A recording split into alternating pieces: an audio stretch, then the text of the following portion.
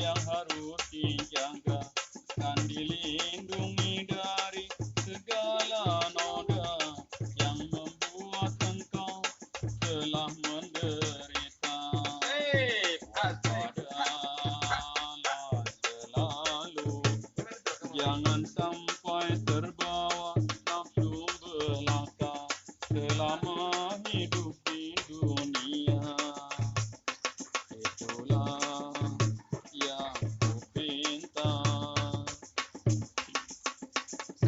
Apa yang terjadi di atas dirimu, kau kaum wanita yang harus dijaga dan dilindungi dari segala noda yang membuat engkau telah menderita.